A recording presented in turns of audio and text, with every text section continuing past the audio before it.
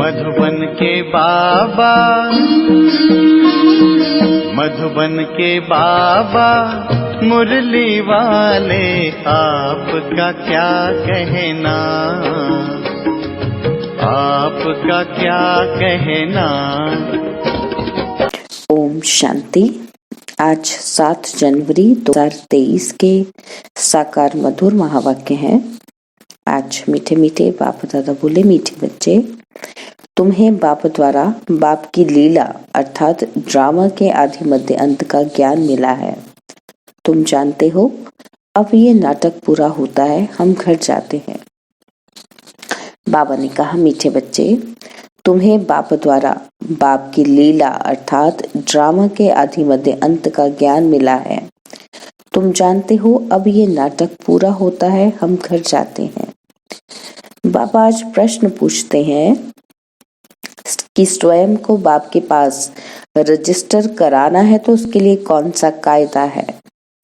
तो उत्तर में बाबा समझाते कि बाबा के पास रजिस्टर होने के लिए पहली बात कि बाप पर पूरा पूरा बलि चढ़ना पड़ता है, और दूसरी अपना सब कुछ भारत को स्वर्ग बनाने की सेवा में सफल करना होता है, और तीसरा संपूर्ण निर्विकारी बनने का कसम उठाना पड़ता है और फिर रहकर भी दिखाना होता है। ऐसे बच्चों का नाम ऑलमाइटी गवर्नमेंट के रजिस्टर में आ जाता है। उन्हें नशा रहता है कि हम भारत को स्वर्ग व राजस्थान बना रहे हैं। हम भारत की सेवा के लिए बाप पर बलि चढ़ते हैं। मुरली का गीत है ओम नमः शिवाय, ओम शांति।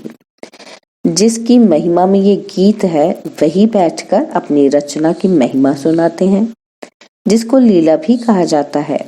लीला कहा जाता है नाटक को, और महिमा होती है गुणवान की। तो उनकी महिमा सबसे न्यारी है। मनुष्य तो जानते ही नहीं, बच्चे जानते हैं कि उस परमपिता परमात्मा का इतना गायन है जिसकी शिव जयंती भी अब नजदीक है। शिव जयंती के लिए गीत भी अच्छा है। तुम बच्चे उसकी लीला को और उनकी महिमा को जानते हो। बरोबर यह लीला है, इसको नाटक भी कहा जाता है। बाप कहते हैं देवताओं से भी मेरी लीला न्यारी है। हर एक की अलग अलग लीला होती है। जैसे गवर्नमेंट में प्रेसिडेंट का, मिनिस्टर का मर्तबा अलग अलग है ना। तो अगर परमात्मा सर्वव्यापी होता तो सबकी एक एक्ट हो जाती। सर्वव्यापी कहने से ही भूखे मरे हैं। कोई भी मनुष्य न बाप को न बाप की अपरम अपार महिमा को जानते हैं। जब तक बाप को ना जाने तब तक रचना को भी जान न सके। अभी तुम बच्चों ने रचना को जाना है। ब्रह्मांड, सूक्ष्म वतन और मनुष्य सृष्टि का चक्र बुद्धि में फिरता रहता है। यह है लीला अथवा रचना के आदि मध्य अंत की नॉलेज। इस समय दुनिया के मनुष्य हैं नास्तिक, कुछ भी नहीं जानते और गपोड़े कितने लगाते हैं। साधु लोग भी कॉन्फ्रेंस आदि करते रहते हैं। बेचारों को ये पता ही नहीं कि अब नाटक पूरा होता है, अभी कुछ टच होता है, जबकि नाटक पूरा होने को आया है। अभी सब कहते हैं राम राज्य चाहिए। कृष्ण के राज्य में ऐसे नहीं कहते थे कि नया भारत हो। अभी बहुत दुख है तो सभी आवाज करते हैं कि हे प्रभु दुख से छुड़ाओ। कलयुग अंत में जरूर जास्ते दुख होगा। दिन प्रतिदिन दुख वृद्धि को पाता जाएगा। वह समझते हैं कि सभी अपना अपना राज्य करने लग पड़ेंगे, परंतु यह विनाश तो होना ही है, ये कोई जानते नहीं। तुम बच्चों को कितना खुशी में रहना चाहिए। तुम किसी को भी कह सकते हो कि बेहद का बाप स्वर्ग रचता है, तो बच्चों को भी स्वर्ग की बादशाही होनी चाहिए। भारतवासी खास इसलिए याद करते हैं, भक्ति करते हैं, भगवान से मिलना चाहते हैं, श्री कृष्णपुरी में जाना चाहते हैं, जिसको ही स्वर्ग कहते हैं। परंतु यह नहीं जानते कि सतयुग में ही श्री कृष्ण का राज्य था। फिर अभी ये कलयुग पूरा होगा, सतयुग आएगा, तब फिर श्री कृष्ण का राज्य होगा। ये तो सभी जानते हैं कि शिव परमात्मा की सभी संतान हैं। फिर परमात्मा ने नई सृष्टि रची होगी, तो जरूर ब्रह्मा के मुख द्वारा रची होगी। ब्रह्मा मुख वंशावली तो जरूर ब्राह्मण कुल भूषण होंगे। वह समय भी संगम का होगा। संगम है कल्याणकारी योग, जब परमात्मा ने बैठ राजयोग सिखाया होगा। अभी हम हैं ब्रह्मा मुख वंशावली ब्राह्मण। बाकी तुम कहेंगे कि हम कैसे माने कि ब्रह्मा के तन में परमात्मा का राजयोग सिखाते हैं। तुम भी ब्रह्मा मुख वंशावली बन राजयोग सीखो तो आप ही तुमको भी अनुभव हो जाएगा। इसमें बनावट की व अंधश्रद्धा की कोई बात ही नहीं। अंधश्रद्धा तो सारी दुनिया में है। इसमें भी खास भारत में गुड़ियों की पूजा बहुत होती है। आइडल प्रस्त भारत को ही कहा जाता है। ब्रह्मा को कितनी भुजाएं देते हैं, अभी ये कैसे हो सकता है। हाँ, ब्रह्मा के बहुत बच्चे हैं। जैसे विष्णु को 4 भुजाएं दिखाते हैं, 2 लक्ष्मी की, 2 नारायण की। वैसे ब्रह्मा के भी इतने बच्चे होंगे। समझो 4 करोड़ बच्चे हों तो ब्रह्मा की 8 करोड़ भुजाएं हो जाएं। परंतु ऐसे है नहीं। बाकी प्रजा तो जरूर होगी। यह भी ड्रामा में नूंद है। बाप आकर ये सब बातें समझाते हैं। मैं तो समझ ही नहीं सकते कि आखिर इन क्या होना है। कितने प्लान्स बनाते हैं, किस्म किस्म के प्लान्स बनाते हैं। और यहाँ बाबा का तुम बच्चों के लिए एक ही प्लान है और ये राजधानी स्थापन हो रही है। जो जितनी मेहनत कर आप समान बनाएंगे उतना ऊंच पद पाएंगे। बाबा को नॉलेजफुल, ब्लिसफुल, रहम दिल कहते हैं। बाबा कहते हैं मेरा भी ड्रामा में पार्ट है। माया सब पर बेरहमी कर रही है, हमको आकर रहम करना पड़ता है। तुम बच्चों को राजयोग भी सिखाता हूँ, सृष्टि चक्र का राज भी समझाता हूँ। नॉलेजफुल को ज्ञान का सागर कहा जाता है। तुम बच्चे जानते हो, किसी को समझा भी सकते हो। यहाँ अंधश्रद्धा की तो कोई बात ही नहीं। हम निराकार परमपिता परमात्मा को मानते हैं। पहले पहले उनकी महिमा करनी चाहिए कि वह आकर राजयोग द्वारा स्वर्ग रचते हैं और फिर स्वर्गवासियों की महिमा करनी चाहिए।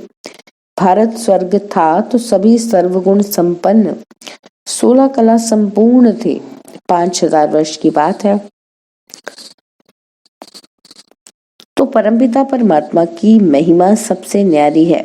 फिर है देवताओं की महिमा। इसमें अंधश्रद्धा की कोई बात नहीं। यहाँ तो सब बच्चे हैं, फॉलोअर्स नहीं है। ये तो फैमिली है। हम ईश्वर की फैमिली हैं। असल में तो हम सब आत्माएं परमपिता परमात्मा के बच्चे हैं। तो फैमिली हुई ना। वह निराकार फिर साकार में आते हैं। इस समय ये वंडरफुल फैमिली है, इसमें संशय की बात ही नहीं। शिव की सभी संतान हैं। प्रजापिता ब्रह्मा की संतान भी गाए हुए हैं। हम ब्रह्मा कुमार कुमारियां हैं। नई सृष्टि की स्थापना हो रही है। पुरानी सृष्टि सामने है। पहले तो बाप की पहचान देनी है। ब्रह्मावंशी बनने बगैर बाप का वर्षा मिल न सके। ब्रह्मा के पास वह ज्ञान नहीं है। ज्ञान सागर शिव बाबा है, उनसे ही हम वर्षा पाते हैं। हम हैं मुख वंशावली, सभी राजयोग सीख रहे हैं। हम सबको पढ़ाने वाला शिव बाबा है, जो इस ब्रह्मा तन में आकर पढ़ाते हैं। ये प्रजापिता ब्रह्मा जो व्यक्त है, वह जब संपूर्ण बन जाते हैं तब फरिश्ता बन जाते हैं। सूक्ष्म वतन वासियों को फरिश्ता कहा जाता है। वहाँ हड्डी मांस नहीं रहता। बच्चियां साक्षात्कार भी करती हैं। बाप कहते हैं भक्ति मार्ग में अल्पकाल का सुख भी मेरे द्वारा ही तुमको मिलता है। दाता मैं एक ही हूँ, इसलिए ईश्वर अर्पण करते हैं। समझते हैं ईश्वर ही फल देते हैं। साधु संत आदि का कभी नाम नहीं लेते हैं। देने वाला एक बाप है, करके निमित्त कोई द्वारा दिलाते हैं, उनकी महिमा बढ़ाने के लिए। वह सब है अल्पकाल का सुख। तो यह है बेहद का सुख। नए नए बच्चे आते हैं तो समझते हैं कि जिस मत पर हम थे उनको फिर हम ये नॉलेज समझाएं। इस समय सब माया के मत पर हैं। यहाँ तो तुमको ईश्वरीय मत मिलती है। ये मत आधा कल्प चलती है, क्योंकि सत्युग त्रेता में हम इसकी प्रारब्ध भोगते हैं। वहाँ उल्टी मत होती नहीं, क्योंकि माया ही नहीं है। उल्टी मत तो बाद में ही शुरू होती है। अब बाबा हमको आप समान त्रिकालदर्शी त्रिलोकी नाथ बनाते हैं, ब्रह्मांड का मालिक भी बनते हैं, और फिर सृष्टि के मालिक भी हम बनते हैं। बाप ने बच्चों की महिमा अपने से भी ऊंच की है। सारी सृष्टि में ऐसा बाप कभी देखा जो बच्चों के ऊपर इतनी मेहनत करे और अपने से भी तीखा बनाए? कहते हैं, तुम बच्चों को विश्व की बादशाही देता हूँ, मैं नहीं भोगता। बाकी दिव्य दृष्टि की चाबी मैं अपने हाथ में रखता हूँ। भक्ति मार्ग में भी मुझे काम आती है। अब भी ब्रह्मा का साक्षात्कार कराता हूँ कि इस ब्रह्मा के पास जाकर राजयोग सीख भविष्य प्रिंस बनो। यह तो बहुतों को साक्षात्कार होता है। प्रिंस तो सभी ताज सहित होते हैं, बाकी बच्चों को यह पता ही नहीं पड़ता कि सूर्यवंशी प्रिंस का साक्षात्कार हुआ या चंद्रवंशी प्रिंस का। जो बाप के बच्चे बनते हैं वे प्रिंस प्रिंसेस तो जरूर बनेंगे, फिर आगे व पीछे। अच्छा पुरुषार्थ होगा तो सूर्यवंशी बनेगा, नहीं तो चंद्रवंशी। तो सिर्फ प्रिंस को देखकर खुश नहीं होना है। ये सब पुरुषार्थ पर मदार रखते हैं। बाबा तो हर बात क्लियर कर समझाते हैं, इसमें अंधश्रद्धा की बात नहीं है। यह है ईश्वरीय फैमिली, इस हिसाब से तो वह भी ईश्वरीय संतान है, परंतु वह कलयुग में है और तुम संगम पर हो। किसी के पास भी जाओ, बोलो हम शिववंशी ब्रह्मा मुख वंशावली ब्राह्मण ही स्वर्ग का वर्षा पा सकते हैं। किसी को अच्छी रीति समझाने की मेहनत करनी पड़ती है। 150 को समझाएं तब उनसे कोई एक निकले। जिसकी तकदीर में होगा वह कोटों में कोई निकलेगा। आप सामान बनाने में टाइम लगता है, बाकी साहूकार का आवाज बड़ा होता है। मिनिस्टर के पास जाते हैं तो वो पहले पूछते हैं कि आपके पास कोई मिनिस्टर आता है। जब सुनाते हैं कि हाँ आते हैं तो कहेंगे अच्छा हम भी चलते हैं। बाप कहते हैं मैं बिल्कुल साधारण हूँ, तो साहूकार कोई विरला ही आते हैं। आने जरूर है, परंतु अंत में। तुम बच्चों को बहुत नशा रहना चाहिए। उन्हों को समझाना है कि हम तो भारत की तन मन धन से सेवा करते हैं और तुम भारत की सेवा के लिए ही बलि चढ़े हो ना। ऐसा फिलैंथ्रोपिस्ट यानी कि परोपकारी महादानी कोई होता नहीं। वह तो पैसे इकट्ठे कर मकान आदि बनाते रहते हैं। आखिर तो ये सब कुछ मिट्टी में मिल जाना है। तुमको तो सब कुछ बाबा पर बलि चढ़ाना है। भारत को स्वर्ग बनाने की सेवा में ही सब कुछ लगाना है। तो फिर वर्षा भी तुम ही हो। तुमको नशा चढ़ा हुआ है कि हम ऑलमाइटी अथॉरिटी के बच्चे हैं। हम उनके पास रजिस्टर हो गए। बाबा पास रजिस्टर होने में बहुत मेहनत लगती है। जब संपूर्ण निर्विकारी पने का कसम उठावें और रहकर भी दिखाएं, तब बाबा उसे रजिस्टर करते हैं। बच्चों को बहुत नशा रहना चाहिए कि हम भारत को स्वर्ग व राजस्थान बना रहे हैं, तब उस पर राज्य करेंगे। अच्छा, मीठे मीठे सिकिलदे बच्चों प्रति माता पिता बाप दादा का याद प्यार और गुड मॉर्निंग। रूहानी बाप की रूहानी बच्चों को नमस्ते। हम रूहानी बच्चों की रूहानी बाप दादाजी को दिलवा जान सिकवा प्रेम से नमस्ते। ओम शांति। प्यारे बाबा, मीठे बाबा, मेरे बाबा, शुक्रिया बाबा, शुक्रिया बाबा, शुक्रिया बाबा। धारणा के लिए मुख्य सार। पहला पॉइंट, हम ईश्वरीय संतान एक ईश्वर की फैमिली के हैं। हमें अभी ईश्वरीय मत मिल रही है। इस रूहानी नशे में रहना है, उल्टी मतों पर नहीं चलना है। और सेकंड पॉइंट है, भारत की सेवा के लिए ब्रह्मा बाप के समान पूरा पूरा बलि चढ़ना है। तन मन धन भारत को स्वर्ग बनाने में सफल करना है। पूरा पूरा फिलैंथ्रोपिस्ट यानी कि दानी बनना है। बाबा ने वरदान दिया, परमात्मा प्यार की छत्र छाया में सदा सेफ रहने वाले दुखों की लहरों से मुक्त भव। परमात्मा प्यार की छत्र छाया में सदा सेफ रहने वाले दुखों की लहरों से मुक्त भव। जैसे कमल पुष्प कीचड़ पानी में होते हुए भी न्यारा रहता है और जितना न्यारा उतना सबका प्यारा है, ऐसे आप बच्चे दुख के संसार से न्यारे और बाप के प्यारे हो गए। यह परमात्मा प्यार छत्र छाया बन जाता है और जिसके ऊपर परमात्मा छत्र छाया है उसका कोई क्या कर सकता। इसलिए फख्र में रहो कि हम परमात्मा छत्र छाया में रहने वाले हैं। दुख की लहर हमें स्पर्श भी नहीं कर सकती।